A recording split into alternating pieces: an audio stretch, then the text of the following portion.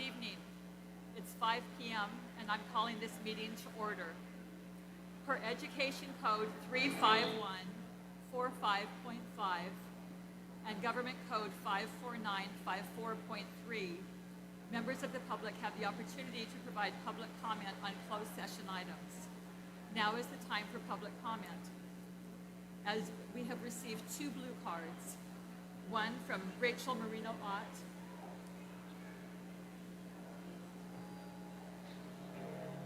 They're trying to get more sound to those speakers. If you're in the back, can you hear me? Can you hear me now? Okay, so halfway we can hear halfway, but not at the very back. Is this better?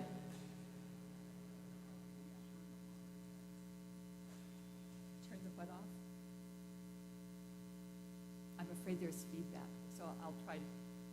Could you raise your hand in the back if you do hear me? Okay, all right, thank you. It's 5:02 and I'm calling this meeting to order per Education Code 35145.5 and Government Code 54954.3. Members of the public have the opportunity to provide public comment on closed session items. We have received 2 speaker cards, one that has a name on it and the other is anonymous. So if you were not Rachel Marino-Ott, then yours is anonymous. Is that you? Okay. Okay. So we'll hear first from Ms. Rachel Marino-Ott, and then second from Ms. Gordon. You will have, when you come to the podium, please state your name and indicate whether or not you live within the boundaries of the district. You will have 3 minutes. We'll have the timer on the screen, and your mic will be muted when your time has expired. And audience members, we welcome you here. You, our staff and many family members, we appreciate your being here. Our protocol here is when we want to support someone who's speaking, please either you can stand or raise your fingers rather than cheering and shouting. We would really appreciate if you would accommodate the protocol that we've had for a long time. So we'll go ahead and get started now with Ms. Rachel Marino-Ott.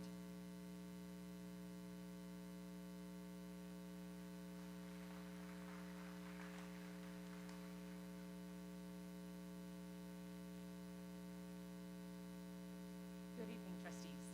My name is Rachel Marino-Ott. I do not live within the district boundaries. My children go to 2 different Carlsbad schools, and I'm the Carlsbad Unified Teachers Association president. Good evening, trustees.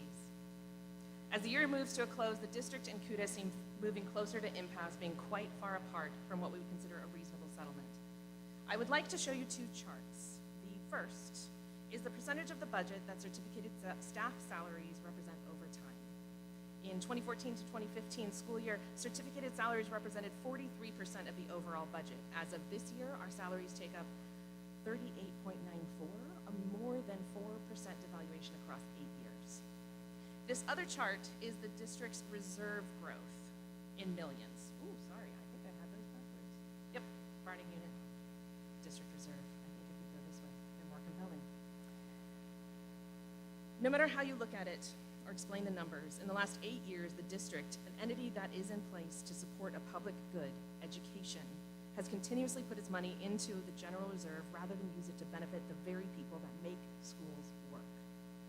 There is no piece of technology, no computer program, no innovation that can impact a student as much as a motivated, qualified teacher. No curriculum or test that can replace our counselors, psychologists, and speech pathologists. This is true for every person on our campus who supports students. How many school nurses are the first to hear of fears and anxieties?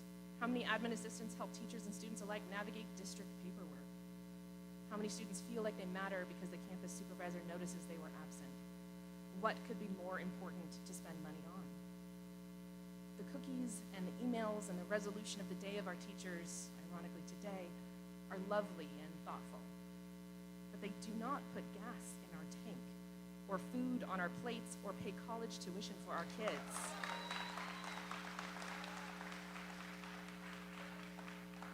The appreciation of our work is most importantly reflected through fair compensation.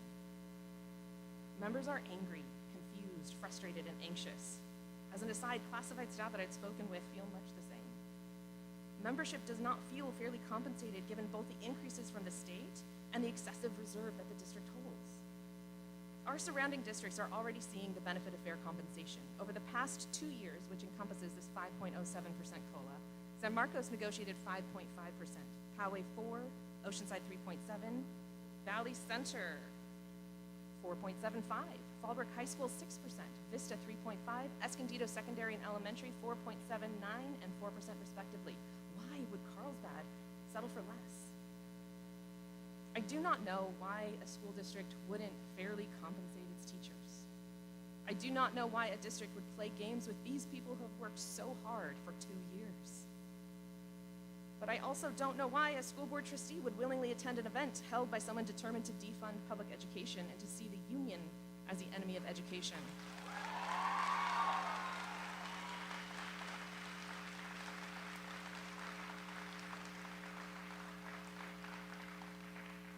Can I tell you a secret? If you'd like to get rid of the union, to render us obsolete, you would treat your employees well. You would compensate them fairly in a way that demonstrates respect and appreciation. Thank you.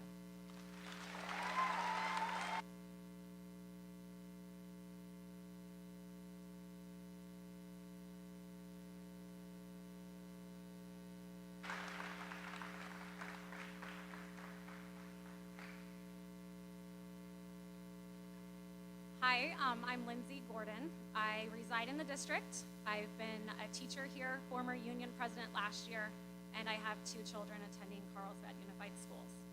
I'm here tonight with my other colleagues asking for a fair wage increase. I want to explain why we've all worked so hard for fair wage increase. This year has been one of the most difficult years in teaching, and I know that this trend will continue for a while. Every single one of my students was affected in some ways from the pandemic. I have seen this manifested in each of them, whether it be through learning loss, social emotional issues, or other trauma. We as teachers have not stopped these past few years. We have helped them close learning gaps while also teaching grade level material and meeting grade level standards.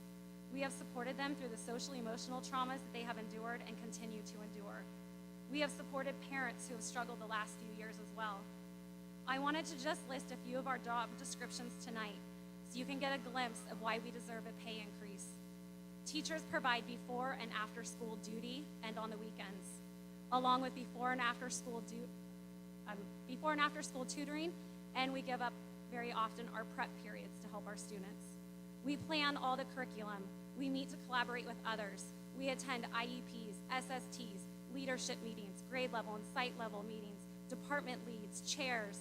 We deal with the small and large issues involving our students. We grade, plan, correct, respond to student work, emails, parents square daily.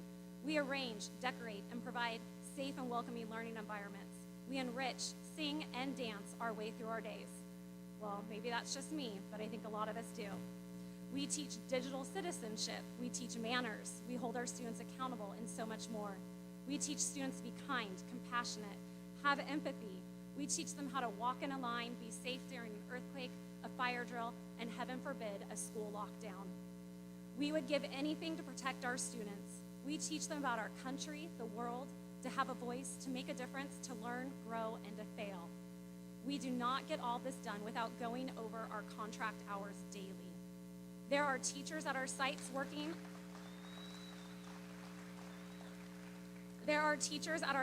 working all the time to make sure we provide everything listed and so much more for our students, so their needs will be met and grow up to be strong community members. I didn't even mention all the money we spend out of our own pockets as well to provide what the district cannot provide for us. All we are asking for tonight is a fair wage increase.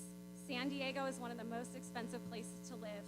Please help teachers be able to stay, live, work, and give back to their communities. Thank you for your time and your consideration tonight.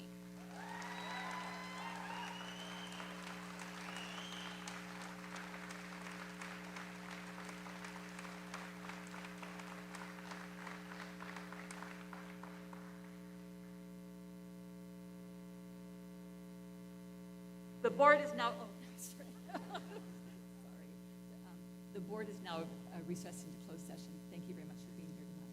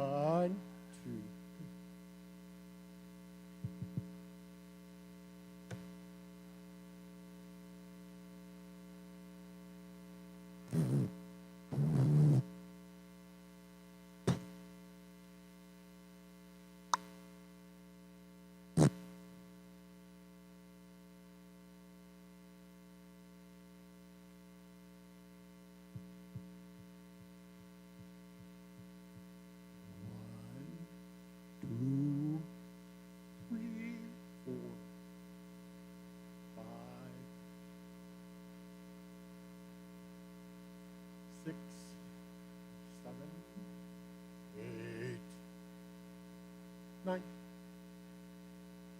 10.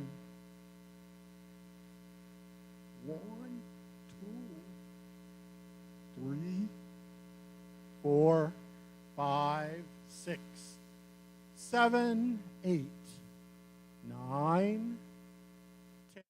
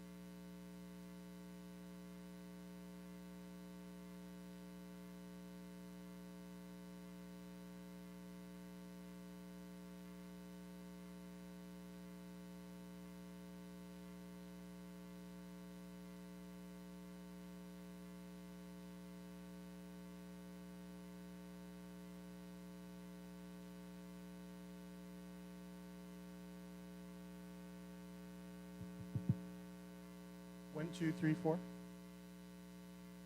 Can't you see? Why? You just got it. Put a pin in it.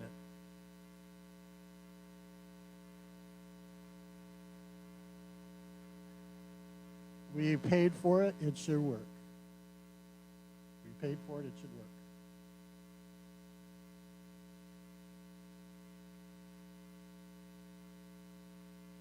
One, two, three, 4. Sound? No buzzing? Okay. Mary had a little lamb.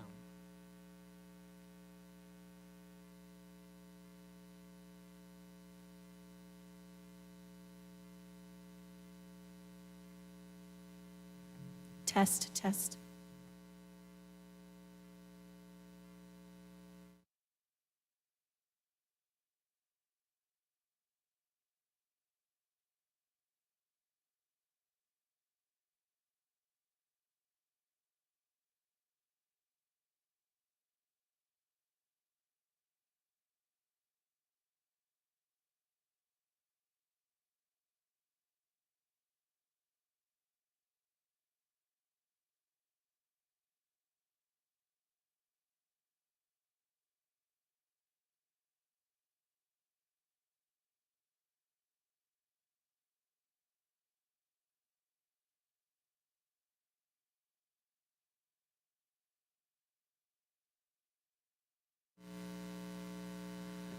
Test 1, 2, 3.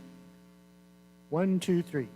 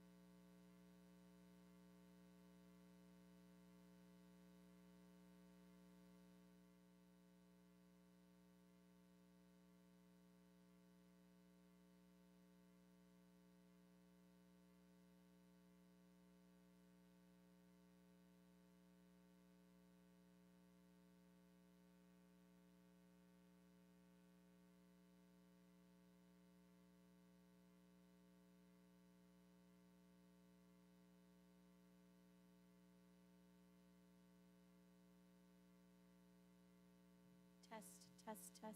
1, 2, 3, test.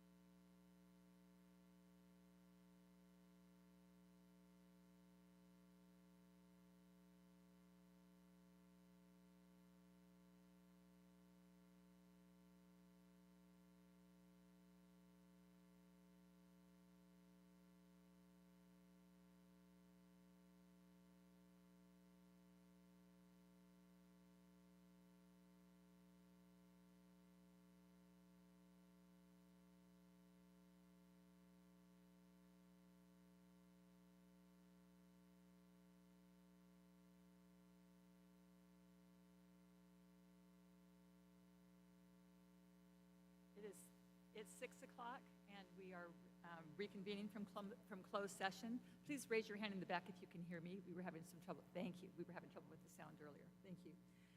Welcome, members of the public, board members and staff.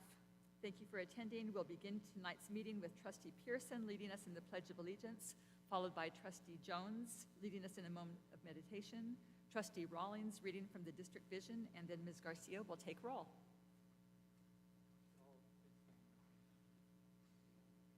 Before we start, I'd like to just take a moment to think of the Ukrainians that are going through right now.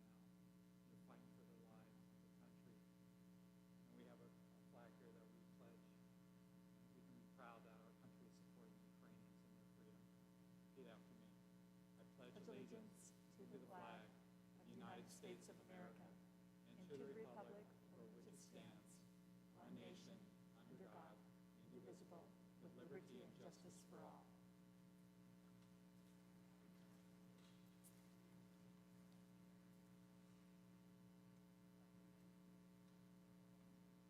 Oh, so that was yours? Okay. Okay, Trustee Rawlings, could you?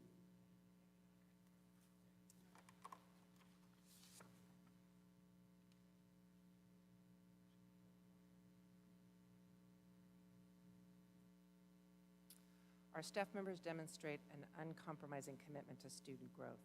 They are leading scholars and experts in their field.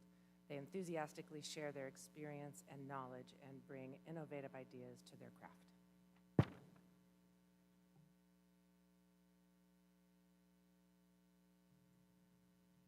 We will now take roll. Trustee Jones, Here. Trustee Williams, Here. Trustee Rawlings, Here.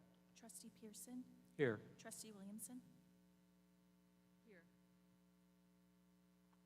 We now move to, may I have approval for agenda item 4.1, approval of the meeting agenda. So moved, Pearson. Second, Jones? Trustee Pearson made the motion. Trustee Jones seconded. Trustee Jones, is this better? Trustee Jones made the motion. Trustee Pearson made the motion. Trustee Jones seconded. Would you please take a vote, Ms. Garcia? Trustee Jones, Trustee Williams, Yes. Trustee Rawlings, Yes. Trustee Pearson, Yes. Trustee Williamson. Yes. Motion passes unanimously. Our student representative is unable to be here this evening, so we'll go right to the superintendent's report. Dr. Churchill. Thank you, trustees. Today is California's Day of the Teacher.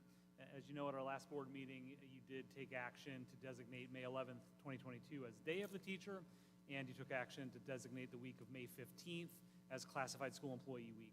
I'd like to recognize and thank our more than 1,000 staff members, including certificated staff, classified staff, and administrative staff. I'd also like to thank our partners at the Carlsbad Educational Foundation, or CEF.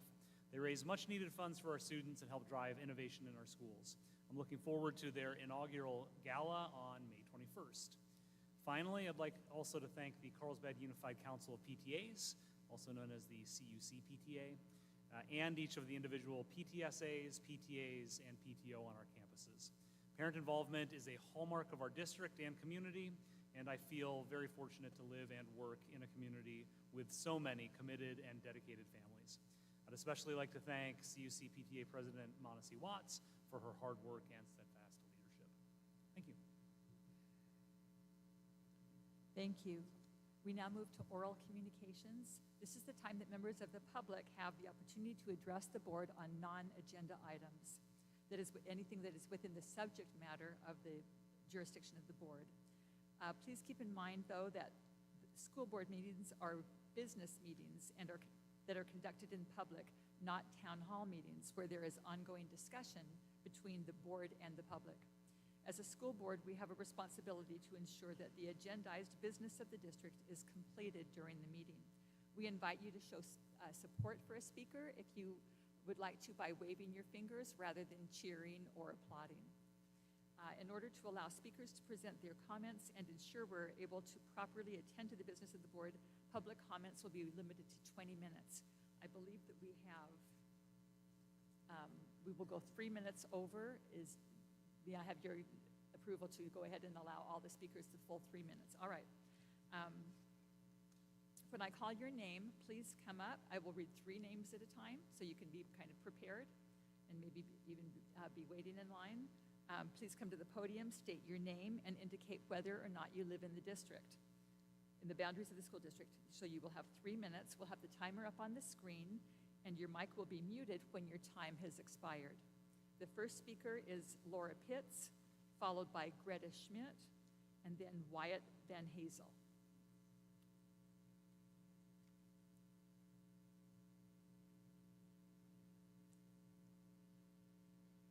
Good evening. Can you hear me? Is it on? Good evening, trustees. I am Laura Pitts. I'm the CEO here at Carlsbad Educational Foundation. And as Dr. Churchill mentioned, we are 1 week away from our inaugural gala. I am thrilled to report that as of yesterday, we have reached capacity. We will host over 600 students. We will host over 600 adults and guests at the beautiful Omni La Costa Resort. We are excited to rock out to the music of Super Diamond, and all of the proceeds, of course, will go towards supporting all of the great work of the Carlsbad Unified School District. Summer registration is in full swing. That is for students. It's for summer enrichment and adventure programs will be hosted at Valley Middle School. We will be offering enrichment opportunities like field trips and fun spirit day for students. And for all of our programs, we are expected to reach capacity. So we are encouraging families to enroll today to take advantage of early bird pricing for those full day and half day programs. We also have our Summer Academy program that will run at Carlsbad High School. Summer Academy will be run by our assistant principal at Carlsbad High School, Judy Stapleton. That program is seeing record enrollment for the last few years, and we are excited to support all of these students in grades 7 through 12 in a variety of WASC accredited courses. We also are in progress for our interviews for senior scholarships. Those have started this week. And as I may have shared last time, we have partnered with the Judith Campbell Foundation and will be offering $45,000 worth of scholarships for students. They will range in from $2,500 to $15,000. We have nearly 40 applicants that will receive one of these 11 scholarships that are offered. And finally, the foundation committed just under $1.2 million this year and funded nearly 40 programs, and we are looking forward to evaluating requests for the 2022-23 school year in the upcoming week, and we'll be excited to support the vital programs of the students and teachers for the district next year. Thank you. Thank you, Greta Schmidt, and she'll be followed by Wyatt Van Hazel and then Gemma Smith. Hi, my name is Greta Schmidt, and it's nice to meet you all, trustees. So I have been a Carlsbad resident for 20 years now. I've got one son that's been through Carlsbad High School, and I have a daughter who is a freshman, and she is going through right now. And so I just want to, first of all, say that I love our community, and I thank you very, very much for your service to the school and to our community. So I don't take that service lightly. The reason that I'm here tonight is that we were under the impression that there may be some funding cut going to the Carlsbad High School choir program. And so we wanted to come out and just raise our voices in a healthy and safe manner to make sure that you guys hear us loud and clear, that we really care about this program, that it has been an integral part of our children's lives, especially coming out of COVID-22. Out of COVID in 2022. I mean, these kids have gone through a lot, and this program has been a part of what has held them together and made them feel like they have a family. And so I just wanted to be a representative of that and also encourage the kids, because they had heard rumors about that they would come out and talk about their desire to keep that program fully funded. So we know that this comes down to numbers for you. I'm not without understanding of how budgets work and how we have to allocate different things to different priorities. But what we're asking for you today is to coin a phrase of lean in to the choir. Lean in to that funding. If it comes to a close call, please lean in, because this program will grow as it continues to gain visibility. They came out with a number of wins in the last year, and they will continue to do that for Carlsbad High School and provide a great outlet for the community. So with that, I'm going to be done with my time. I just wanted to keep it positive, and then we have some other choir students that are going to speak on their own behalf. So thank you. Thank you.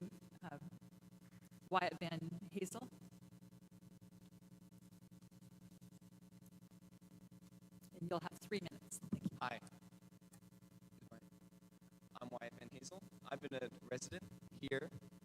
Bad since I was like 9. I just wanted to explain the importance of choir to me and everyone I know. I've done choir since I was in 6th grade. I've been able to make so many friends and so many connections. And in 8th and 9th grade, I still committed even through online schooling, because it's one of the only things that still gave me hope. The only reason I wanted to sign on to school every day was because of choir. Choir this year didn't have as many people because not as many people were exposed to it. But I believe that if we give it a chance, I think more people will eventually come in and it'll keep growing. It didn't stop us from making connections and doing pretty well in our competitions. Our choir program has only been growing, and I know so many people who want to join or wish that they could have, but only didn't because they were scared. I chose the school because of its choir program. Carlsbad High School is not just a class. I mean, Carlsbad High School choir is not just a class. It's one of the main reasons many people come to this school. I personally saw firsthand how many kids wanted to be a part of our family. It's so open and loving. It's one of the most accepting groups in the entire school. I remember being one of those kids who watched the high school choir dance and sing, and I wanted to be a part of it. I wanted to be just like them. I've learned so many life lessons being in choir. I've become a harder worker and a better version of myself because of my friends and the people around me pushing me to be better. That's all I wanted to say, just clarifying the importance of choir to me. Thank you, and thank you for the way that you're showing your support. And after Gemma will be Jocelyn Blanche.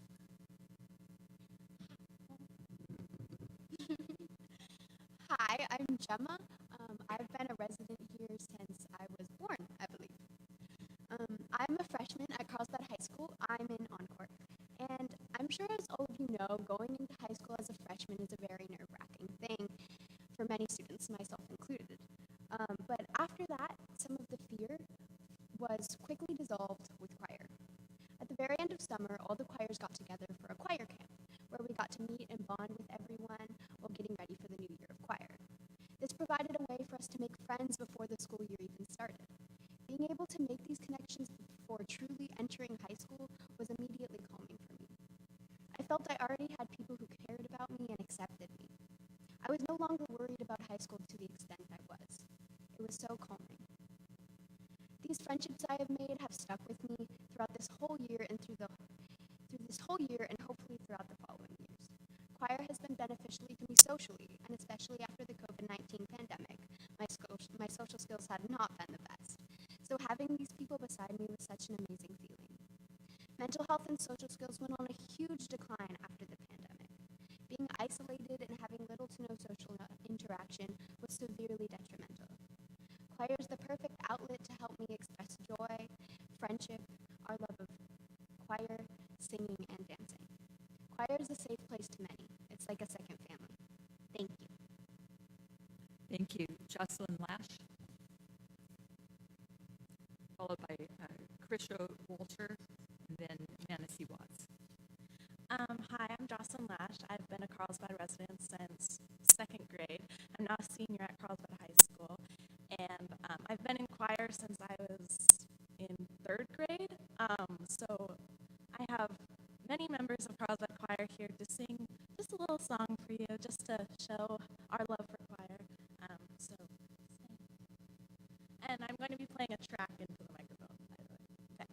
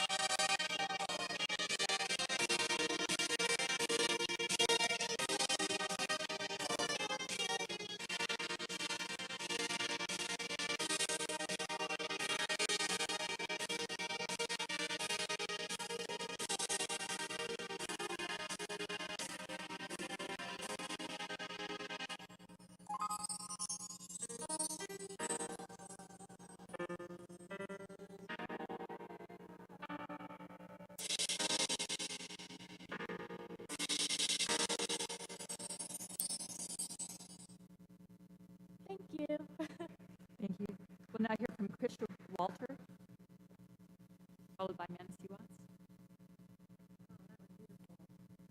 I'm Christian Walter, and I'm a resident, and I'm here to talk about the Could you get a little bit closer to the Sorry, microphone? I'm here to talk about the New York Post issued an article on May 1st. I don't know if you guys are aware of this, but this is why was COVID relief cash spent on promoting critical race theory in schools. Still doubt that the $1.9 trillion COVID relief package pushed through by President Joe Biden and fellow Democrats last year served as a massive cash bath for friends, allies, and pet causes. Then look at a new report on plans by school brass in left-leaning states to use their funds to push elements of critical race theory. How is that COVID relief? Over $46 billion of American Rescue Plan's funds have been allocated to implement critical race theory into the schools curriculum of 13 states. That includes $15.1 billion in California, $9 billion in New York, and $5.1 billion in Illinois. Officials in the Empire State submitted an application okayed by the Biden administration last August detailing plans to use relief funds to train staff on topics like implicit bias and structural racism, and facilitating difficult discussions about race. And it stressed its commitment to diversity, equity, and inclusion in all NYS districts and schools. Diversity and equity and inclusion are all fine things on their own merit, but in practice, the DEI movement pushes to brute racializing of education. It's basically another name for critical race theory. California and other states had similar plans, including training staff in anti-bias strategies and anti-racism and equity. In part, the states are following the instruction from Team Biden's U.S. Department of Education guidelines for using the American Rescue Funds supposedly to address the impact of lost instructional time due to COVID shutdowns, clearly advise the school need to take to make additional steps to support families of color. Let's be blunt, that $1.9 trillion rescue plan, which included $350 billion for states, leaving most of them utterly flush with cash, was beyond overkill, coming after Uncle Sam and already shelled out $3 trillion in 2020 for COVID relief, and directed towards Democrat allies like the education industry. Yet for schools to use it to divide children by race as an anti-racist approach does make matters even worse. In short, Biden's stimulus, as he also calls it, is not just fueling inflation, it's sowing division with your tax-paying dollars. Thank you. Next we'll hear from Mancy Watts and then Tamara Dixon.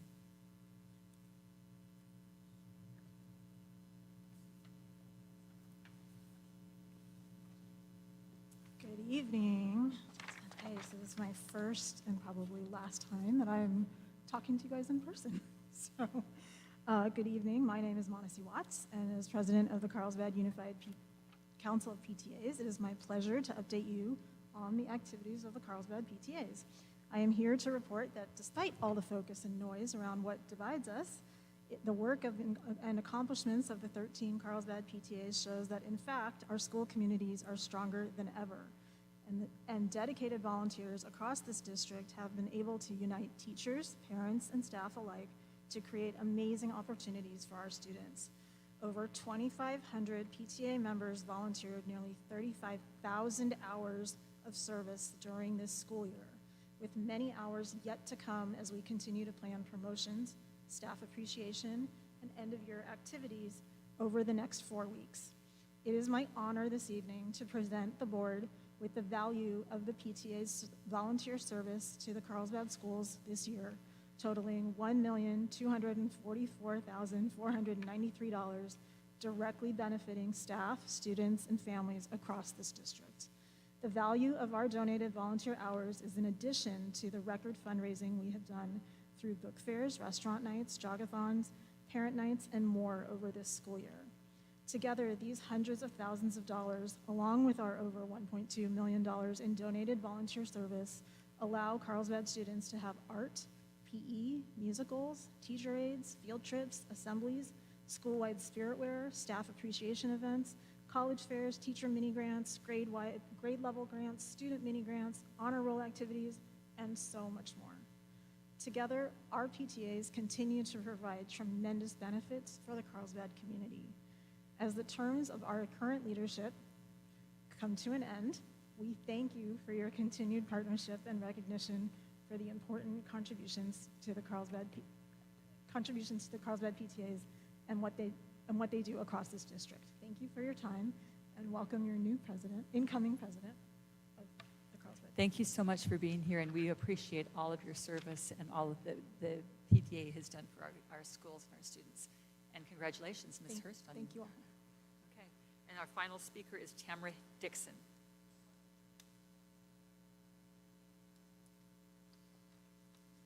Hi. I was going to say the choir did a great job. So you guys did a really good job. Yeah. Do you know something that would be able to help you save money and get some funding? I'll tell you. Get rid of DEI, which is critical race theory. You're Bye. Okay. Now, this is not my opinion, but there are many opinions going around the United States. Most people are getting rid of DEI and critical race theory because DEI is just a soft term. It's like a teddy bear. It's not. It's not. I've heard the book The Giver. Does anybody else know about The Giver? Ray, did you read it? You did? And how do you feel about it? Yeah. Did you make an appointment with Mr. Churchill? Or, I'm sorry, Dr. Churchill?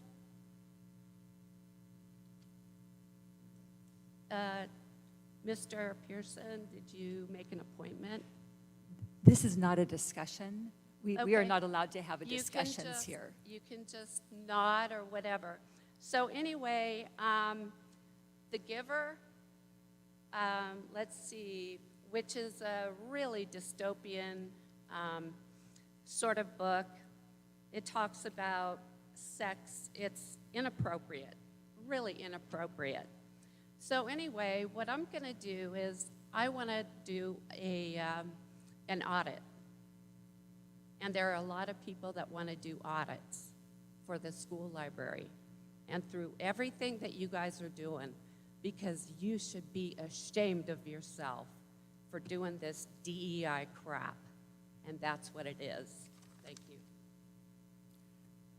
Thank you. We will now move to the approval of the consent calendar. All matters included on the consent calendar are considered by the board and to be routine and will be enacted by the board in one motion. There will be no discussion on these items prior to the time the board votes. On the motion, unless members of the board, staff, or the public request specific items to be discussed. Trustees' requests have been made to pull items 6.4 and 6.8. Are there any additional items to be pulled? May I have a motion to approve the consent calendar with the exception of items 6.4 and 6.8? So moved. Second. Trustee Jones made the motion. Trustee Williams seconded the motion. Ms. Garcia, please call for the vote. Trustee Jones? Yes. Trustee Williams? Yes. Trustee Rawlings? Yes. Trustee Pearson? Yes. Trustee Williamson? Yes. Motion passes 5-0. Thank you. May I have a motion to approve item 6.4? So moved. Second. Ms. Jones made the motion. Ms. Rawlings seconded it. Trustee Williams, would you like to speak to this matter? Yes. So I pulled item 6.4 from consent because I will be abstaining from voting on this item. City of Carlsbad is listed on the PO register and the AP warrant listing. My company works for the City of Carlsbad. While no material conflict of interest exists, out of abundance of caution, I want to avoid the perception of a conflict of interest. Ms. Garcia, please call for a vote. Trustee Jones? Yes. Trustee Williams? Abstain. Trustee Rawlings? Yes. Trustee Pearson? Yes. Trustee Williamson? Yes. Motion passes 4 in favor, 1 abstention. May I have a motion to approve item 6.8? So moved, Jones. Trustee Jones made the motion. Trustee Pearson seconded the motion. Trustee Rawlings, would you like to speak to this matter? Yes. After reviewing some of the information with Mr. Dill, it appears that there are multiple items that are what I believe are in conflict with our board policy and wellness, specifically processed meats. And WHO organization in 2015 has outlined processed meats as carcinogenic. And I know we've talked about that over the pandemic, we've been forced to look at processed meats. However, within this item, I would not be able to vote in favor of this if it includes processed meats. So I was hoping that we could have a discussion and ask Mr. Dill a few questions before moving forward. So what question would you like to ask Mr. Dill? I'd like to ask Mr. Dill if the items that are listed within the RFP information that you provided the board, if those will actually be ordered and will be followed through with within the RFP. I'm sorry, I didn't hear the very last part. Sorry, within the RFP. You Yes. provided 4 contracts that have been approved, and then you provided specific items that would be purchased under that RFP, and so that's what I'm inquiring about. Yes, so the 4 contracts or RFPs that we have here, when we put a nutrition services RFP out or a bid, we create a basket of goods of things that allow us to do an item-by-item comparison of things that we may purchase. So we can score that and determine who has the best pricing on items that we are likely to purchase. However, when we get into the school year, it is completely within our discretion to buy as much or as little of each one of those items as we want, depending on how we plan our menus, depending on the demand of our students, funding and availability and all of those things that come in. So, each one of these is merely locking in pricing for specific items, giving us the ability to utilize that. But these are not the only things that we will buy, and we are not obligating ourselves to purchase any one of those items in particular. Okay, any question? Yes. I also had if there was additional questions on that piece, because I had another issue with that I wanted to speak to as well. Go ahead. Okay. And then when you and I discussed this, we talked about locally sourced items, and that is a priority of the board as far as especially receiving produce locally sourced. And one of the documents that you provided shows that some of the items would be locally sourced within the state of California, which obviously the state of California is a very large place, and we also have many agriculture and farms in our local area. Could you explain the document a little bit as far as the green sections, as well as what are within the contract, what our restrictions are, and what our latitudes would be? Sure, and we structured the RFP to give preference to suppliers that had locally available foods, and we did define that as California, simply because we're buying lots of different items, and local farmers will add and subtract crops depending on what they feel they can purchase, and so we need to have that flexibility, and so rather than buying items outside of the state, we looked at California. As the board knows, we will be augmenting our nutrition services staff in this upcoming fiscal year, and one of the duties of this additional supervisor that we are hiring will be to do additional menu planning, also working with our suppliers to determine what foods they have that are available, that are local, and work those into the menu planning.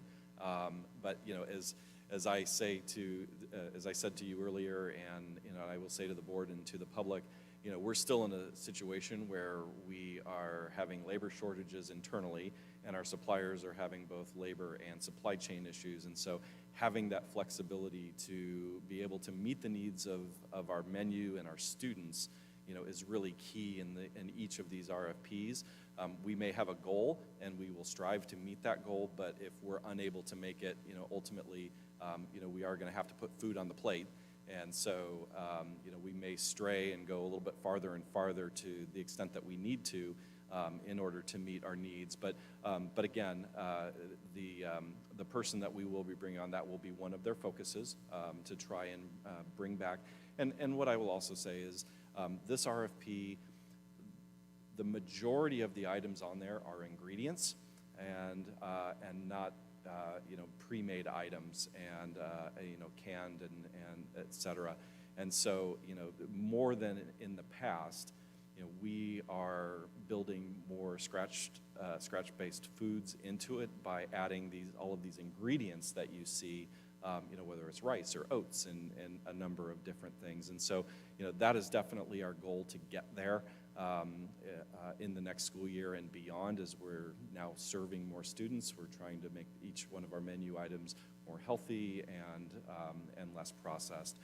But it will take some time to get there, and it requires us to have full staff, and it requires our suppliers to be able to meet our needs. Thank you for that. If there are no further questions, yes, Ms. Rollins? Then is there any discussion? Yes, Ms. Rollins? But as I've said, I have concerns about the processed meats, especially when our board policy 5030 specifically states that we will not be utilizing, we will be utilizing unprocessed and fresh fruits and vegetables as much as possible in our nutrition services. And so I'd like to and then also too, the board does have a priority to obtain locally sourced produce and other items as much as possible. So I would like to make a request that we ensure that those two items happen consistent with our policies with our current RFPs and our contracts. All right, is there any other discussion? Ms. Williams? So I appreciate the information you stated that the district's looking at scratch kitchens and locally sourced foods or produce. But I do worry about the processed food, especially the processed meats. So I want to make sure that we follow what we're stating in the wellness policy. So if we, sorry, I don't know if that's a question as well. Is it okay if I ask? It's discussion. It's a question in regards if we pass this, because sorry, it's just a kind of a question. If we pass this, are we stating we're okay with the processed meats or with that? Well, what we're saying is that we would have the ability to purchase that, on this, but it's also every other item that we have on there. And again, these particular RFPs do not obligate us or limit us in the types of food we're buying. It's just, identifying the best possible pricing among a basket of goods. And so, we have the ability to make adjustments all across the board. I mean, we could buy 0 of these items next year if we found something that was better, healthier, more cost-effective, et cetera. But these bids, or these RFPs, are structured to give us price certainty in the next year, and also flexibility to help meet the needs of our nutrition program. So, Mr. Pearson. Mr. Pearson. So I just need some clarification, Mr. Dill. Trustee Rawlings referenced a board policy. Does the contract anywhere violate the board policy? It does not. If the board policy says that we will limit processed meats, hot dogs, for example, appear on the menu once a month. That's not an everyday item that you would see on the menu. And we also have turkey dogs and maybe things that are lower sodium and less processing than, say, the pork-based hot dogs. We have those items on the RFP as well. So we are looking at the nutritional content of each one of our items because we are restrained by the fat, sodium, calorie, and probably a few other items in each of our foods in our nutrition department. And Carissa Iwamoto is here with us in case you threw me a question I could not answer. But she, as a dietitian, looks at that, and then we will have an intern this year, in addition to bolstering our staff to do that nutritional analysis, plus the menu planning, plus the coordination with our vendors, and an ultimate goal to get more to provide more scratch-based cooking as we continue to grow the program. Thank you, Mr. Dill. Ms. Rollins. But the fact that the items such as bacon, salami, turkey dogs, those types of things are on there, that gives the authority to purchase those items, correct? Yes. Within the contract? And that's my concern as far as making this request, that it's not necessary that we have turkey dogs. It's not necessary that we have bacon. So why would we have them if we have a board policy that says to limit those items? That those types of, especially when there's a carcinogenic Dr. Churchill. component. Thank you. I just want to make sure that we're all operating with an understanding of the board policy. 5030 reads in part, the district's food service program shall give priority to serving unprocessed foods and fresh fruits and vegetables. So to be clear, it does not use the word limit. I've heard staff and trustees say the policy limits and that's not true. Shall give priority to serving unprocessed foods. So. Thank you for that clarification.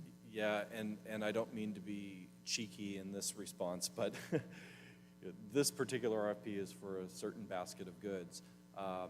To the extent there are items that are not on here that we may use elsewhere in the nutrition program, we have the authority and the ability to purchase those items. So if I were to say tortillas, for example, if the tortillas are not on this bid, we can still go out and buy tortillas.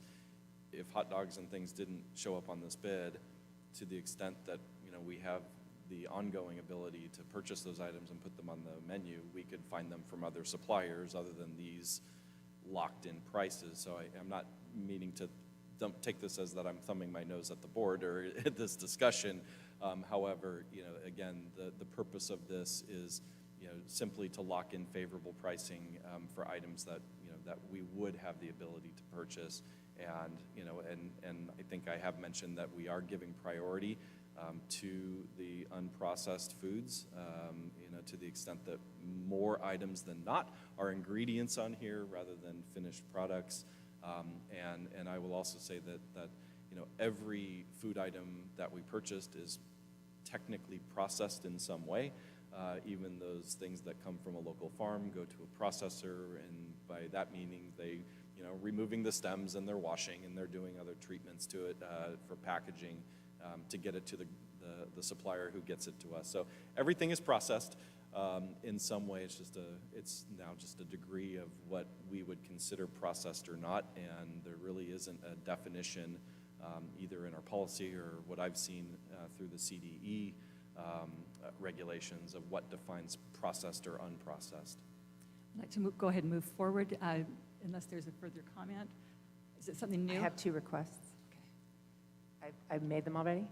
Pardon? I made my request, so I just wanted to see if I could get consensus from So the board. your request is?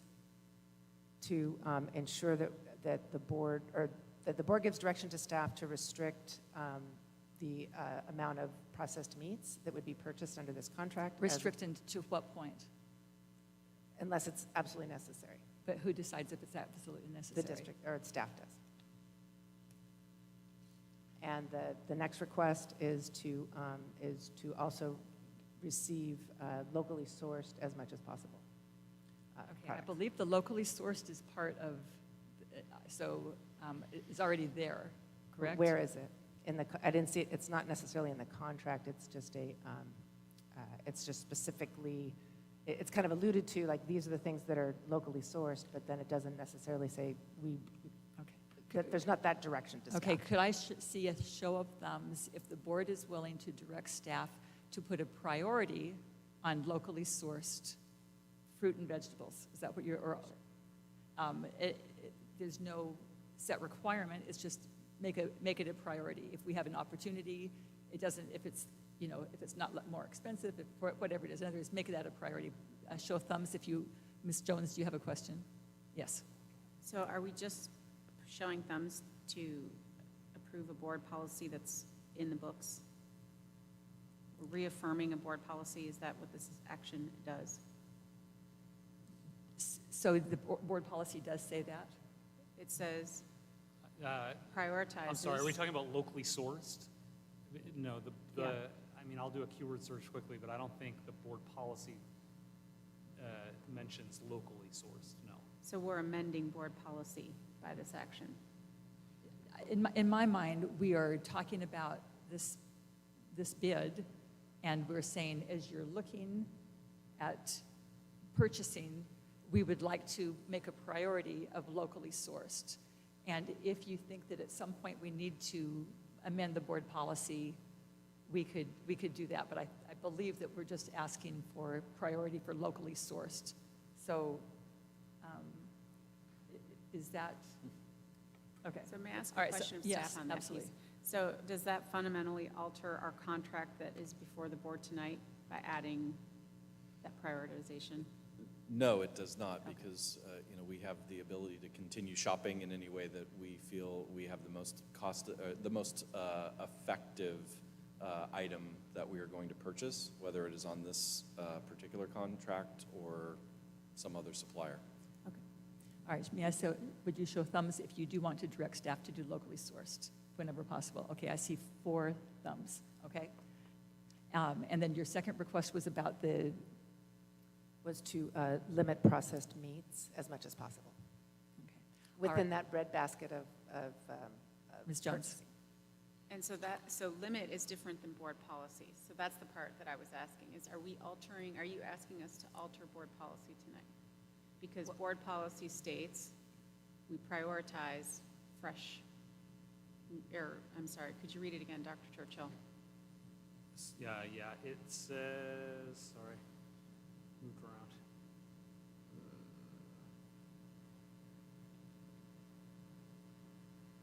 It's a long policy, I'm sorry. The district's food service program shall give priority to serving unprocessed foods and fresh fruits and vegetables. Okay. So in what way does this consensus alter that? If it does not, then Yeah, I have I'm thumbs. going to be having a thumbs down because I believe it's already in the board policy. But those of you who do want to do something in addition to the board policy, would you show a thumbs up, please? I do not. So there are 3 thumbs that are down. In other words, we're not giving further direction than what is already in the board policy. Okay, so that gets voted down. All right, we will, Ms. Garcia, would you please call for a vote on this? Can I, maybe it's under request to bring this board policy back? You want me to do that during requests?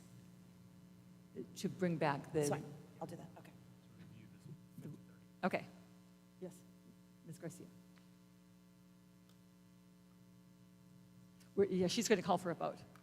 She's going to vote. All right, Trustee Jones? Yes.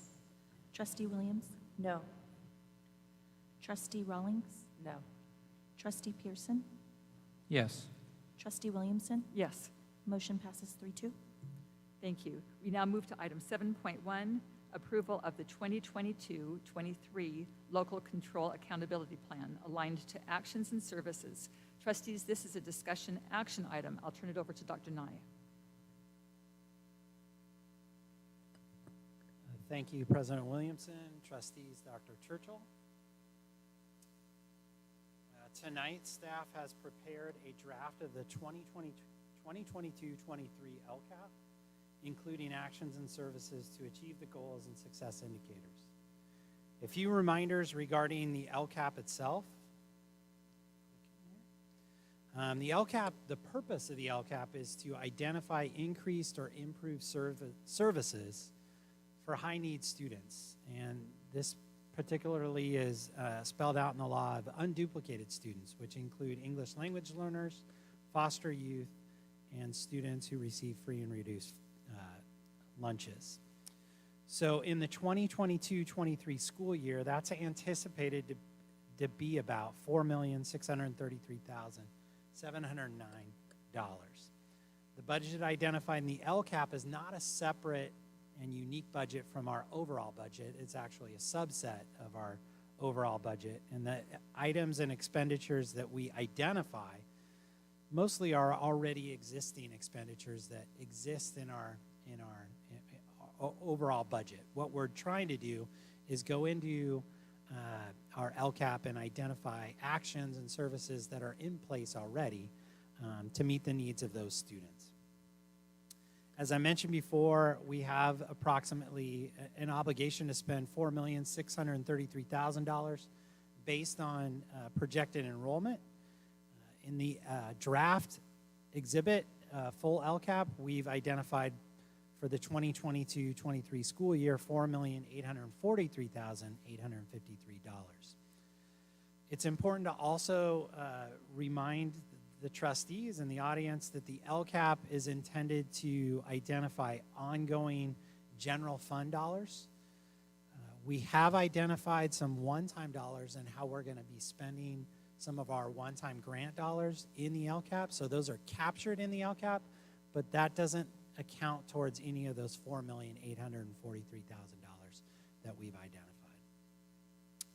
So we've included two exhibits for you tonight. One is the actual full LCAP itself, and that's the 80-page document that is included in the state template, which identifies our goals and success indicators as well as actions and services in next year's budget, but it also talks about how we've accomplished this year's budget and were the expenditures that we laid out, did we meet those expenditures, and we did in fact do so. The other exhibit that we've included, I'll cast up here, and I think it's a nice document to display. It's really a one-page document of our actions and services. We call it our LCAP Action Expenditures Worksheet. And what it does is it identifies all the areas in each goal, actions and services, in a top-level view. It gives you some details about what those actions and services include, and then it also identifies where the funding source is coming from. So for example, in goal number 1, action 1, we have implement strategies to close the achievement gap aligned with district-wide initiatives, including professional learning, coaching, support, and guidance. We have an overall budget of $2,769,218, and there's lots of things that go into that. Our TOSAs, potentially 3 of our TOSAs go into that and their salaries, some bits of training that we do, data technicians at the high school level, middle school guidance techs, as well as some additional middle school counseling that we've added a couple years ago, data administrative support, and also administrator support, as an example. Oh, I'm not casting. I apologize. You're wondering, what the heck is he talking about? Let me see why that is the case. Let me stop, and then I'll recast. I think I'm only casting my tab. It was very readable, though. Boy, I did all that. There we go. How's that? And it's going to be pretty small for you to see anyways. But as I mentioned before, line 1 talks about these things, and then you'll see there where the funding sources come from. So roughly $1,700,000 is coming out of LCFF base, our general base amount. We've identified of those actions and services and spending roughly $767,005 that could be credited towards LCFF supplemental. So when you think about, for example, additional counselors that we've added, if we're using that out of the general fund, if they're supporting students in unduplicated students in any capacity towards college and career planning, towards academic planning, a portion of that salary could be credited towards our LCFF supplemental. That makes sense, as well as administrator support. So if administrators, either site-level administrators or district-level administrators, a portion of their job is to work with ELD teachers, an example.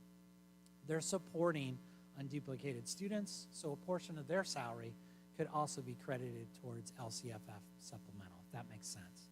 So we're going through our budget, we're identifying people, sources, actions that we're using, and then coming up with that total amount.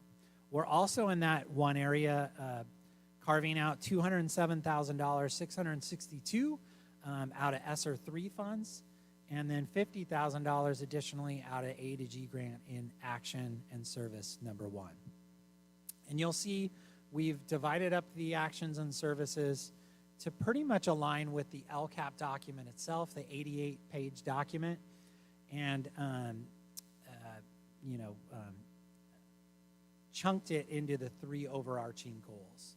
So you'll see here, down at the bottom, we have a total budget in the LCAP of roughly $33,826,946. Our budget, our annual budget is obviously much bigger than that.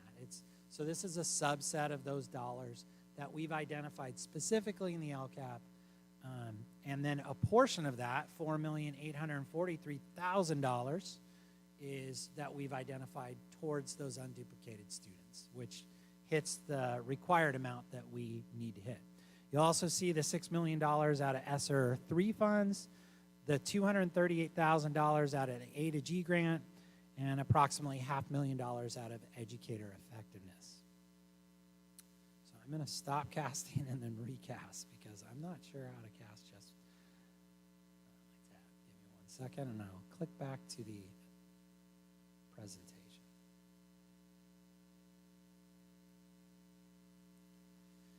So what we've done now is in the slide deck is just identify those from each goal perspective. I'm not going to go through these in a lot of detail. I'm just going to kind of highlight. As we mentioned before, action number 1, there's those TOSA areas. We're going to continue with database administration. In action 2, specific academic interventions for high-risk students. This is everything from additional sections that we offer and we give to sites to include intervention, to some of our software offerings that we offer as well, and then money that we give specifically to sites for discretionary money that they use for tutoring services, at-risk students, and intervention plans. We plan on continuing with our ELD specialist model, which is ELD teachers that work specifically with our teachers. General ed teachers, we want to continue to decrease class sizes K through 12. So there's some one-time dollars that do that, as well as some ongoing dollars that do that as well. Special education services. There are a number of services that we provide in the area of special education for the broad spectrum of students that we have in special education. And then mental health, increased mental health supports and social emotional supports. So continuing with our counseling supports 6 through 12. Continuing with the counseling supports K through 5. Additional supplemental mental health therapists that we talked about that we implemented this year. We're going to increase that contract next year, and then continuing with our psychological support to support 504s and SSTs specifically at the elementary level. In the area of number 2, this is aligning student learning to state-adopted standards supported by materials, instruction, and technology in a safe environment. You'll see there the items that we have planned out. Specifically, these are professional development. We also have our technology TOSA in this area. We're going to continue to identify and prioritize and purchase instructional materials. We plan on a science adoption coming on board next year, so that will be something that's on the horizon, as well as social studies has a new framework out, and we would anticipate an adoption in the near future for social studies as well. We've kept a number of our learning platform software that was used specifically during COVID times, during remote learning. We've weaned down that list quite a bit, but we have kept on some licensing that we feel are very beneficial for our students, and we've heard positive things from our teachers. So examples of those would be Actively Learn, Nearpod, BrainPod, Read 180, Math 180, and we'll continue to do that, as well as implement our 3-year technology plan.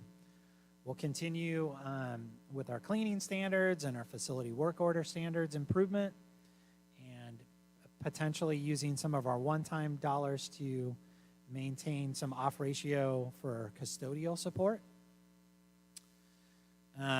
We're going to continue with our safety and security protocols, as well as implementing our year 1 of our diversity, equity, and inclusion plan. In goal number 3, that's engaging parents, staff, and the community to promote unique educational opportunities.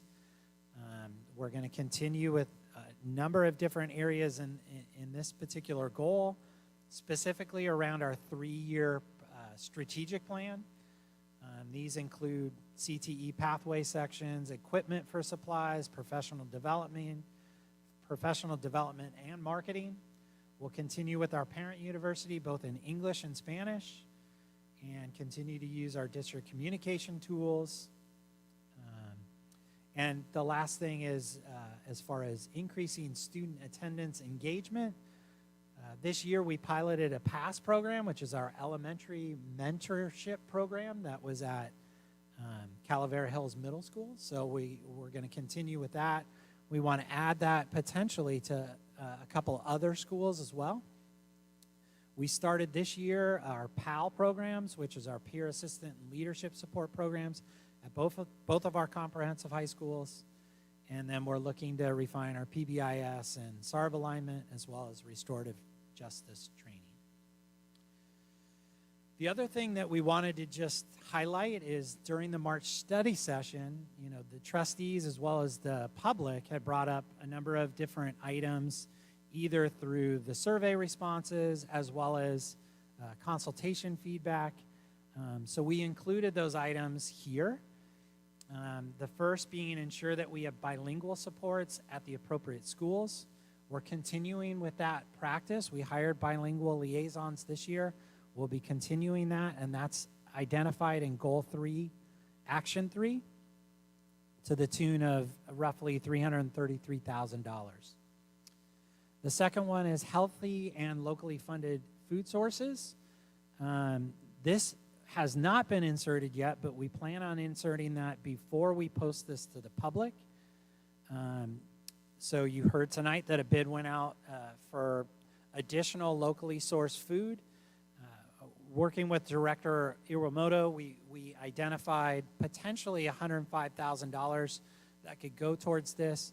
It's important to note that this isn't something that comes from the general fund. It's coming from a separate fund, so we indicated that here.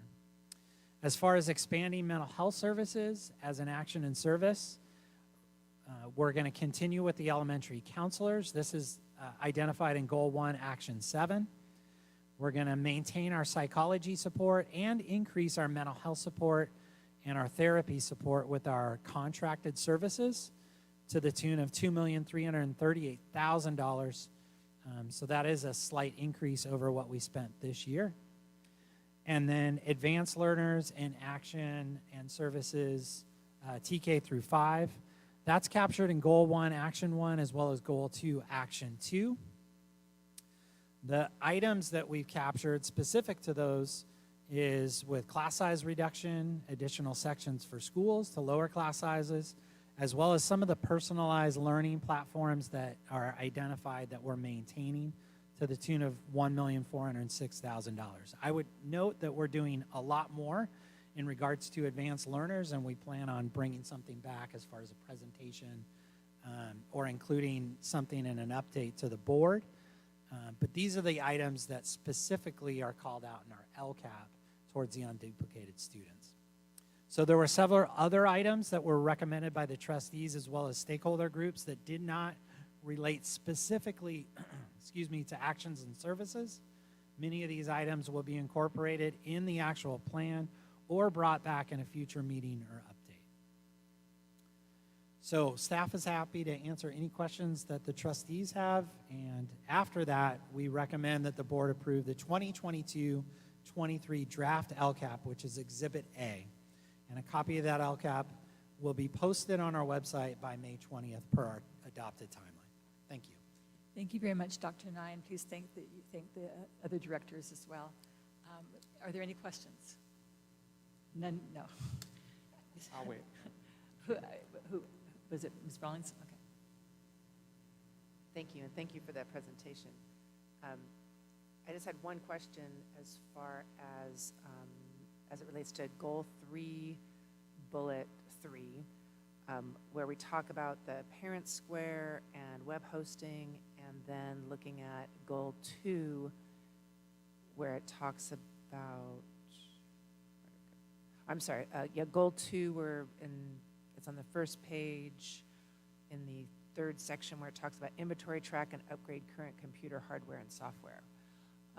Are we going to somehow coordinate those efforts when it comes to communicating and tracking grades and communicating with parents? Because it seems like there's multiple systems, and we've talked about that in the technology plan, where you have Parent Square, you have Aries, you have Google Classroom, and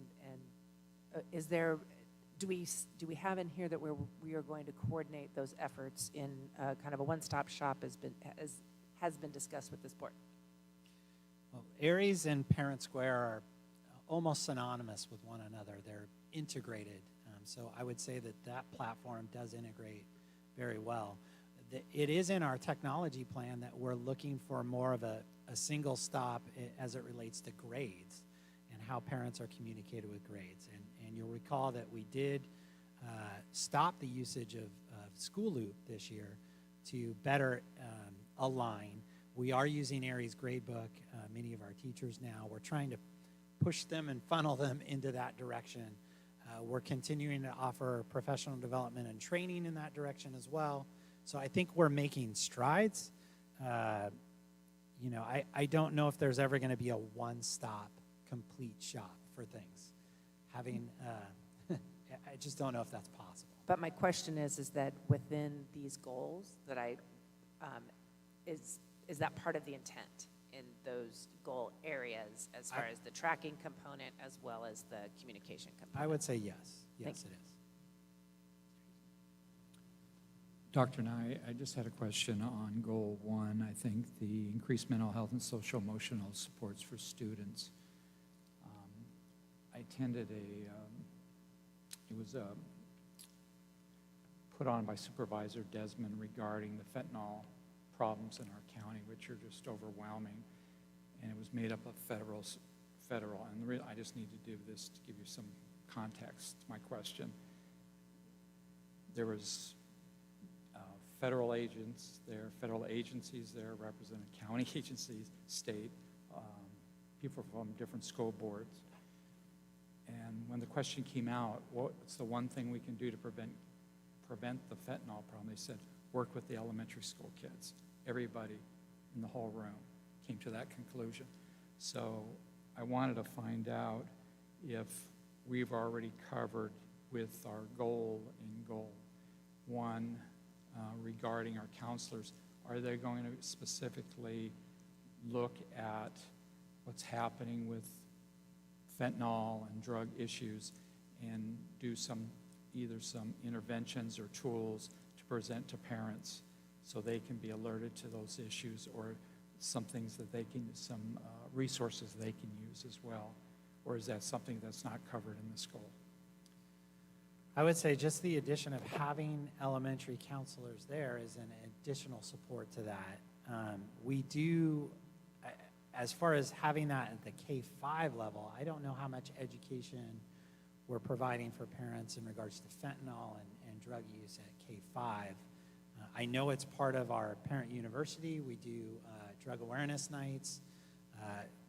We co-sponsor those with the city of Carlsbad, and Carlsbad PD has done a number of very valuable nights, and those are open to any grade level, certainly. And that's actually in goal number 3. We did also indirectly, I would say, to answer your question a little bit, the PASS program is that mentorship program at the elementary school level, which I think, again, gets after, elementary support, mental health at the elementary level. So we have the counselor support, we have the increased psychology support, psychologist support. We have the PASS program that will hopefully be expanded at the elementary level. And then the awareness nights, with drug and alcohol through Parent University. I would say all of those hit that topic. In regards to K-5 specific informational nights or training that we could work with our counselors, we could certainly look at that. If we get more information, we can certainly have our counselors attend trainings on that. Sure.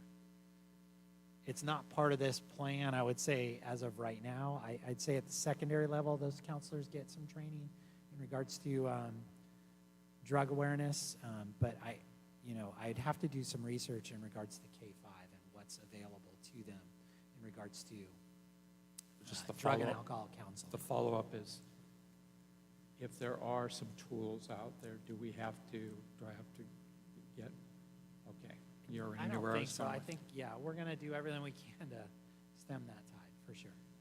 Any other questions? All right. May I have a motion to approve the 2022-23 Draft Local Control Accountability Plan, LCAP, as presented, Exhibit A? So moved, Jones. Second, Rawlings. Trustee Jones made the motion. Trustee Rollins seconded the motion. Any discussion? Rollins?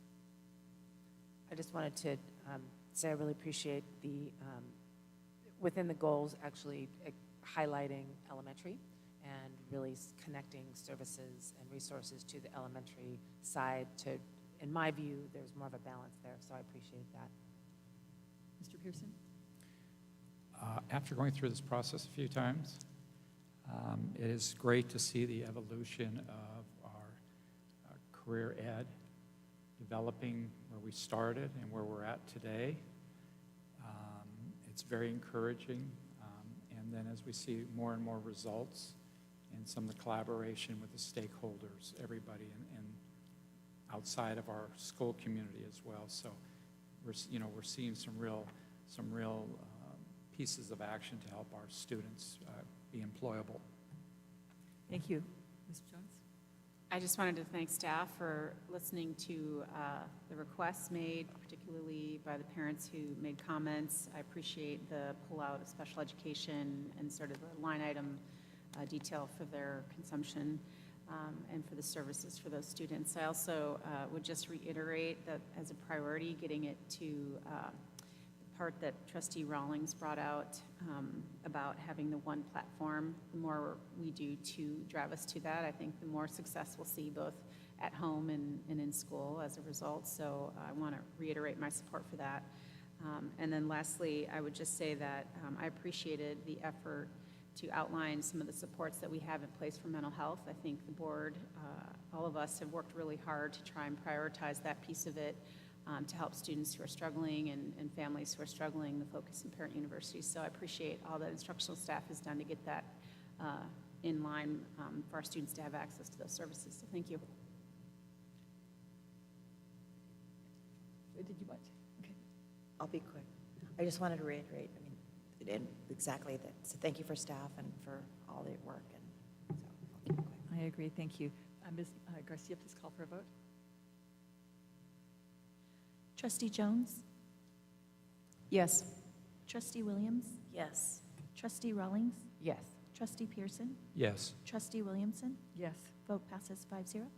Thank you very much. That passes. That will now move on to item 7.2, A to G Completion Improvement Grant 2022-23. Trustees, this is information discussion. I'll turn it over to Dr. Nye. Thank you, President Williamson. Trustees, Dr. Churchill, the A to G Improvement Grant program was established by Assembly Bill 130 for the purposes of providing additional supports to local districts to help increase the number of California high school students, particularly unduplicated students who graduate from high school with the A to G eligibility. Carlsbad Unified is entitled to $698,840, and those funds, we've created a plan to include the next 3 years of spending. Year one includes approximately $238,900 of additional spending specifically to support students in high school that are at risk of not graduating having met A to G standards, not casting or projecting anything. So that's okay. You just get the picture. So staff has included Exhibit A, which is the complete plan in the state-approved template. If approved, then we'll submit the plan to the county. But the plan here lasts over or spans over the 3-year period. So it starts in 2022-23 and goes out for a subsequent 2 years after that. So staff's happy to answer any questions about the total amount, which is the $698,000 that are highlighted in the actual plan. Any questions? Ms. Rawlings?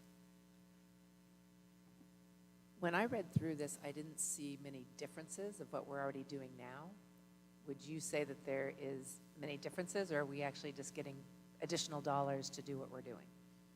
I think it's additional dollars to supplement additionally what we're doing, yes. So I think that's a fair assessment. We're building upon what we already have in place. Any other questions? Mr. Pearson? With the change in the CSU and the UC system in terms of testing, Do you see this being even more important in terms of how they look at applications? That's a good question. We are definitely a top-down system when it comes to UC, CSU. They kind of are the tail that wags the dog in regards to our standards and what we have to meet at the high school level especially, but K-12. No, not indirectly. I don't see those things changing dramatically anytime soon as far as admission standards.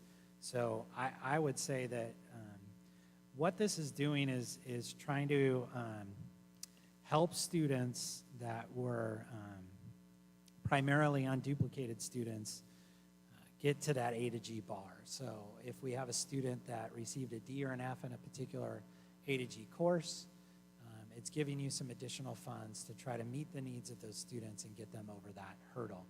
We've already implemented a lot of these things because we've aligned our graduation standards to A to G standards back in 2016.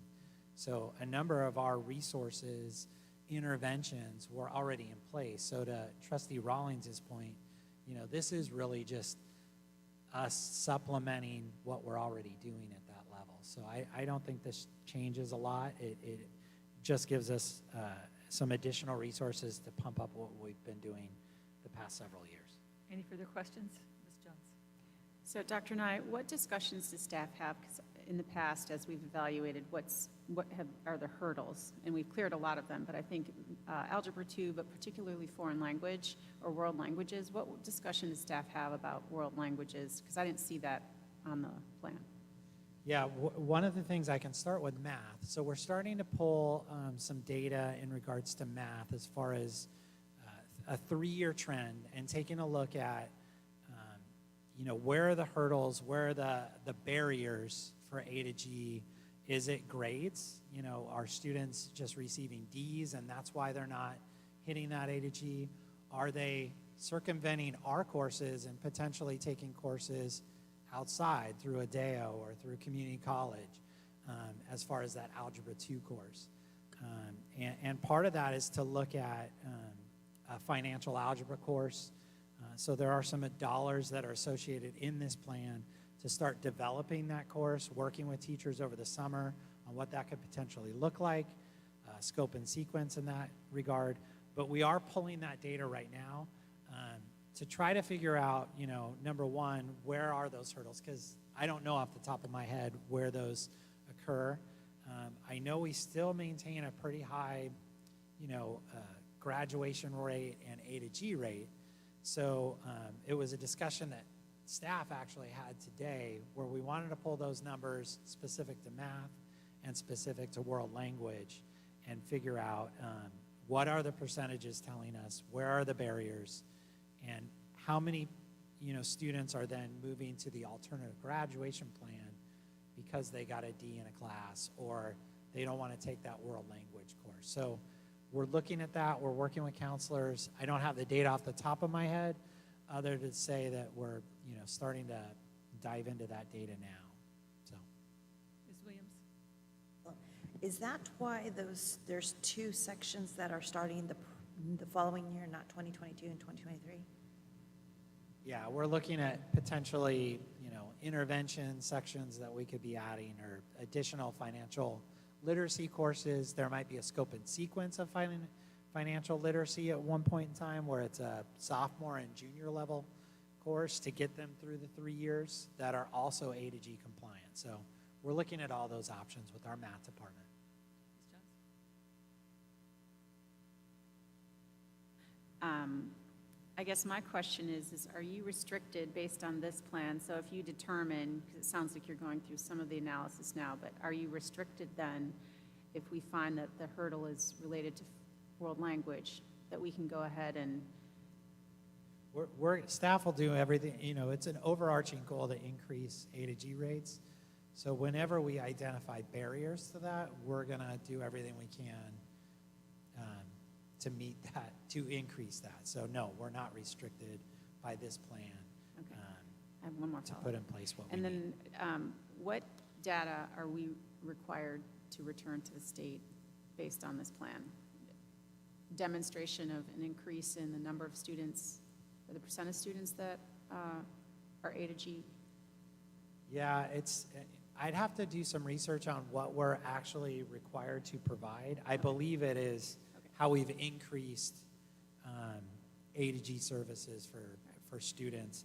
And I would imagine it's also to highlight specifically or call out unduplicated students as well, how we increased the percentage of unduplicated students in those areas. And we track that, right? I believe a report is required to be submitted, I think, annually. And I recall it was in December. So I think it's going to come back each December. Thank you. All right, is there any discussion? Ms. Rollins? I just wanted to say a few of the highlights for me was the financial algebra, and that we are going to be pursuing that with as far as financial literacy as well, offering tutoring through virtual and in person, and then also with the coordinating or expand dual enrollment courses with Miracosta and Palomar to support the A through G requirements. Those were big highlights for me, and so I'm really happy that we're actually getting some funding to do some of those things and expand these programs. So I appreciate that, because I do believe there are some barriers, but I think these will help with overcoming those barriers. Ms. Jones? And I would just echo that on financial literacy, just experiencing some of that with our students at CVA and how excited kids get in real world application, business math and buying a car, things like that. They're thrilled about that knowledge, and I appreciate that.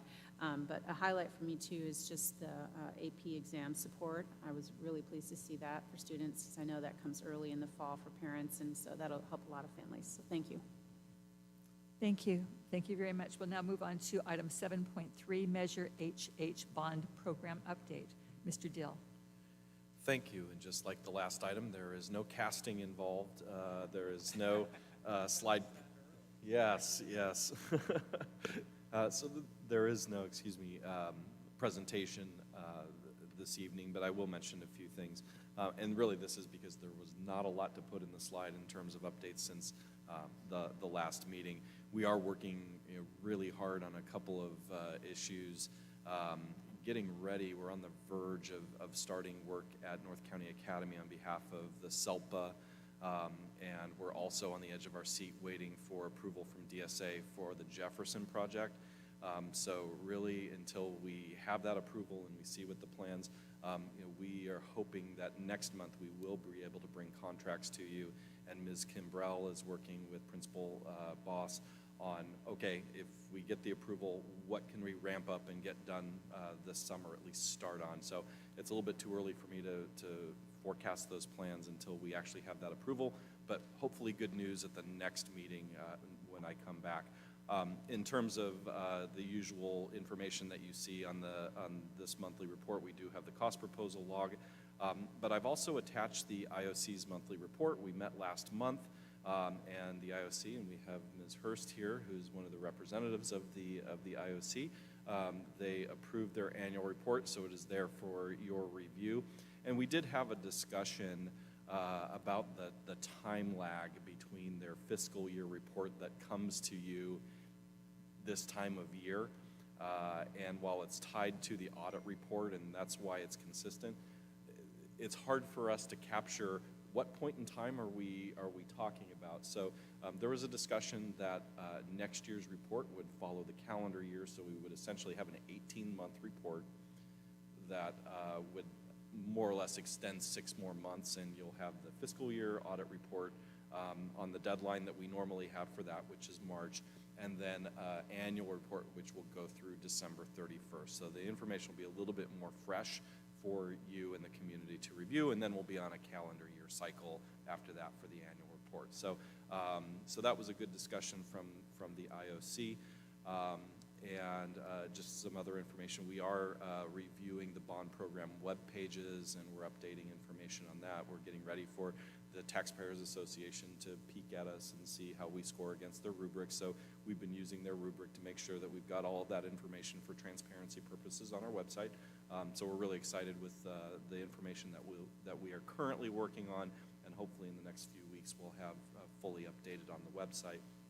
And then finally, I just want to mention that Derek Anderson, who has been assigned to this district through PPC to manage the bond program, has accepted another assignment, and he will be working on a project in downtown San Diego. And while we thought we had a longer time with him during the transition, it turns out that Friday will be his last day with us. And so, fortunately, we do have Ms. Kimbrell here, and she's still working with she is working with the team of Vinny, Brian, and Chad, and has formed a really good rapport with them and hit the ground running, and they're working really well as a team. So, Mr. Anderson, we wish him well as he goes on this project. He did things in downtown San Diego before, so he's kind of going back to his roots, and we're going to keep that smaller PPC team intact to manage our projects under Ms. Kimbrell's leadership. So that is my update for this month. Any questions? Any discussion? Thank you. All right, we will now move to the highlight of the evening, which is the 7.3 revision of board policies. I'm surprised there isn't a whole room full of people to hear this, because this is really quite a highlight. Dr. Churchill. Thank you. So I do have a couple of quick slides that I'll run through. Let's see. There we go. So as you're aware, we've been talking about board policy over the course of this year. In September, we had a trustee request. In November, we had a discussion, and we formed an ad hoc board subcommittee. I'll just call it the subcommittee for the purposes of the presentation. But that was Trustee Williamson, Trustee Rawlings, and the 4 executive cabinet members working together to try to get us caught up on a number of policies that CSBA had recommended revisions for, but that we hadn't reviewed in some time. Over the course of 2 meetings and lots of interim discussion, we did review a lot of policies. There were 112 with revisions, 15 new policies to add, and then 14 policies to delete, largely because CSBA moved them into some other policy area, or because it just didn't have anything to do with us. So we attached all of those to board docs. And the subcommittee does unanimously recommend that the board support the additions, revisions, and deletions. And we do also recommend that the board waive the second reading, as in this case we had 2 trustees deeply involved in the work on the subcommittee. I did also want to note, and I listed them by number, that of the 112, there were 6 that just had some typos or oversights, and I can't thank Trustee Williamson enough for rereading all 112 after we processed them, and she caught mistakes on 6, so thank you. So I did send those to the board under separate cover with some explanation of the omissions or word changes. So what we'd be asking tonight is that you accept the subcommittee's recommendations, and to make it simple, I even was so bold as to include possibly what the motion might look like, just so we get it right, because I did want to capture that there are additions, there are changes, there are deletions, and there are 6 updates, as well as waiving the second reading, if you so desire. Happy to answer questions. Questions? Ms. Jones. So did the committee have a discussion about the waiving? I'm thinking just for transparency's sake, if there's a lot of policies in here for people to chew through. I took it through the weekend and read them all, and actually it was like going through Masters in Governance all over again. I was like, oh, okay, I forgot we had that policy. But so, and I sincerely appreciate the work. I just thought, in fairness to the community, since they probably didn't spend the weekend reading every page, but if we brought it back for a second reading, I would be okay with that. I can answer that. Oh, okay. That we did discuss that, and there were 2 reasons why we were comfortable recommending that the second reading be waived. First, there were very few significant changes with the board policy. It was simply getting it in concert with Ed Code, and so there. And then, second of all, if there is an issue, we can always bring it back. somebody could always say, hey, we need to look at this specific policy. And so we felt if they were put in, if it was etched in stone, then we would not suggest that that we would not suggest waiving the second reading. So those were the two reasons. I also want to say that one of the advantages of aligning with the CSBA piece is that we'll get automatic updates with the crossouts and the highlights and those types of things, so it'll make things so much easier. So once we're aligned, I think we will be able to have more of a luxury to do that.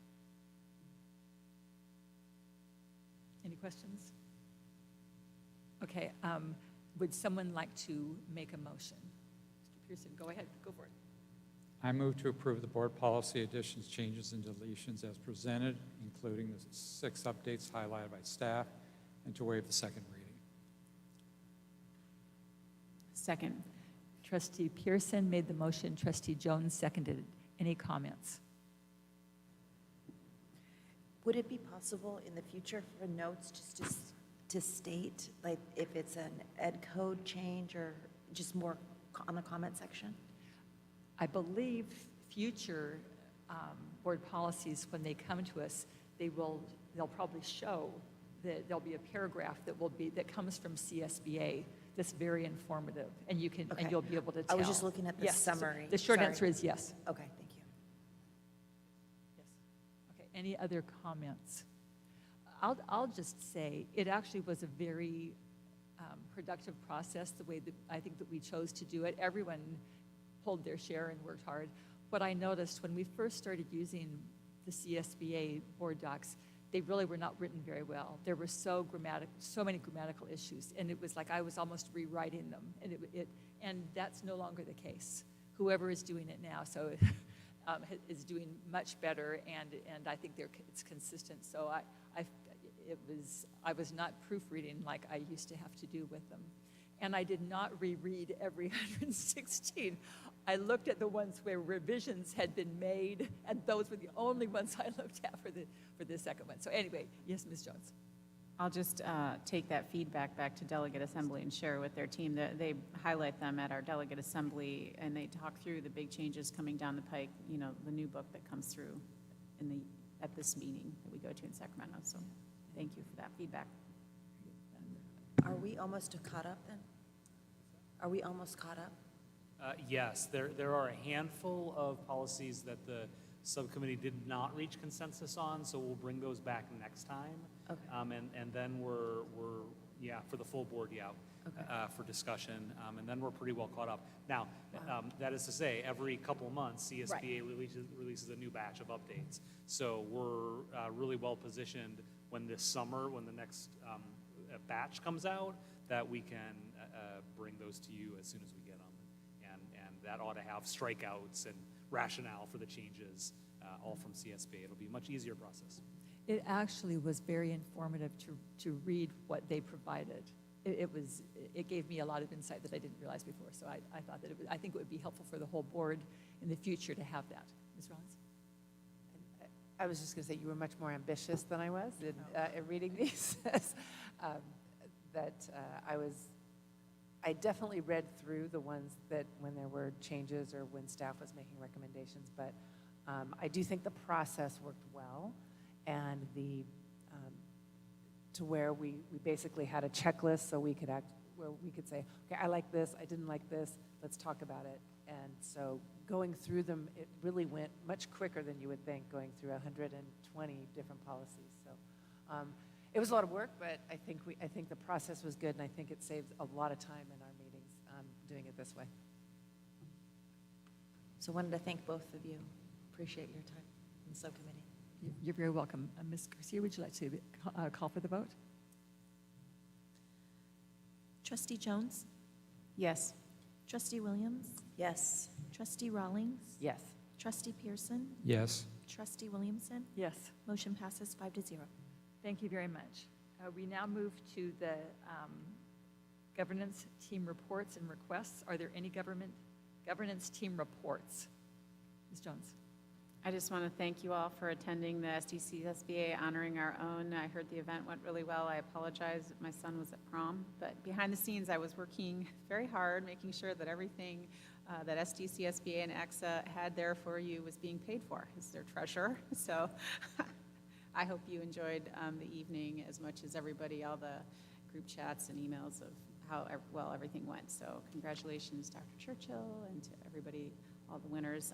I wanted to share too that our next delegate assembly is going to be Friday, May 20th and 21st. So we'll go up and vote on the new set of legislative priorities and bylaws and all that stuff at the CSBA level.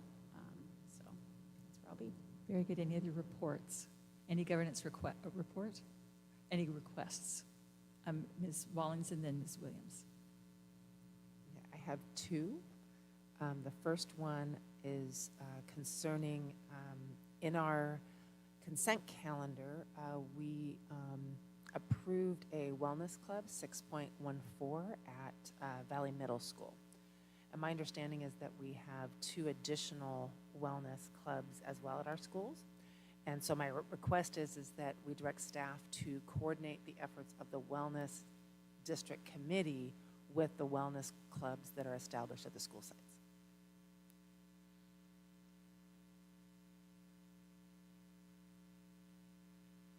Dr. Churchill, are you clear on what that request is? I am. I did discuss it with Trustee Rawlings earlier, and Dr. Nye and I spoke, and we think it should not be a problem for us to coordinate the district's wellness efforts with the student wellness clubs at the site level. All right. If you, with thumbs in support of that? 5 thumbs, yes. And your second request? And I need to find the resolution number. I should have had it pulled up. However, I'm requesting that on the next board agenda that we place the resolution that provided emergency provisions to the superintendent during COVID-19, that be placed on the next agenda to be revoked. And I'll find the specific, the resolution number is 20-1920. And we authorized our superintendent to have emergency authority, and I believe it should be revoked in the next board agenda. Dr. Churchill? Trustee Rawlings and I also discussed this, and I am in concurrence. As there is no end date to that resolution, that it would be appropriate for the board to revoke, for lack of a better word, that resolution. Show thumbs if you're in support of having that come to the board. That passed unanimously. Ms. Williams. And I wanted to request to bring back Board Policy 5030. That was what we mentioned before regarding the wellness. Let me go back to where that board policy was. So you said to bring back Board Policy 5030 for 5030, review? please. Show thumbs if you would, and you want it at the next meeting when we're going to be discussing the board policies that we did not come to consensus on, or just at some point? Either the following month, either the following meeting, if we're prepared for that, if not, if we can. Okay. Show thumbs if you would like to have the 5030 brought back. All right. That passed unanimously. 5 thumbs. There is a need to return to closed session, so we will go to closed session now, and there will be nothing to report out.